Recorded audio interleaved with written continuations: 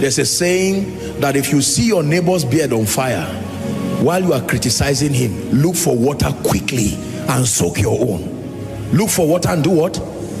Because your beard is made of the same material. And so if you see your neighbor's beard burning, get water and soak your own first before you pray for your neighbor, because that fire intends to spread. It doesn't intend to stay with your neighbor. Students of history, when you study history, that's why it's important to read books and study materials. Some of the people who wrote those books have gone to be with the Lord, and some of them were honest enough to show you both their crowns and their scars. Refer to my teaching, Lessons from an Overcomer. I have read books where the people were open. They did not hide anything. They told you their pain, they told you their mistakes, they told you where they missed it, they saw the consequences, they told you how they were restored. And as you read it, you are seeing yourself in their yesterday, and you are saying, Lord, grace, that when you get to a pitfall, grace to jump. I'm praying for someone where you have ignored history, you have ignored the warning that has come from others. Look at me, listen.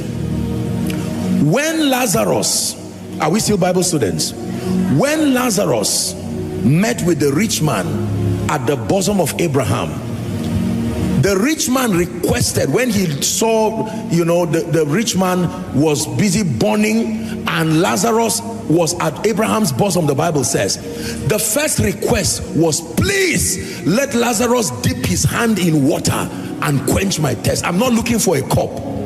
And he said, no, that's not possible here. And he says, next option, please, I'm perishing here, but can Lazarus go back to the earth and tell my brethren that there were decisions I made with my life that landed me here? Do you know what he was told? He said, it doesn't need to go. He said, they have Moses and they have the prophets.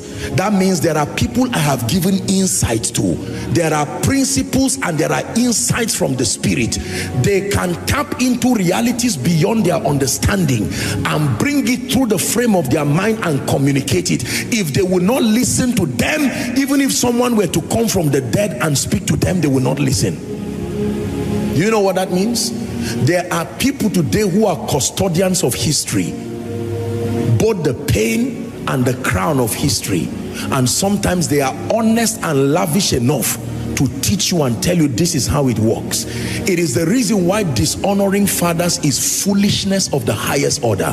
They may not be perfect, but they are custodians of history. They have navigated through the waters of time, and that they are still sailing till today. There is something they know.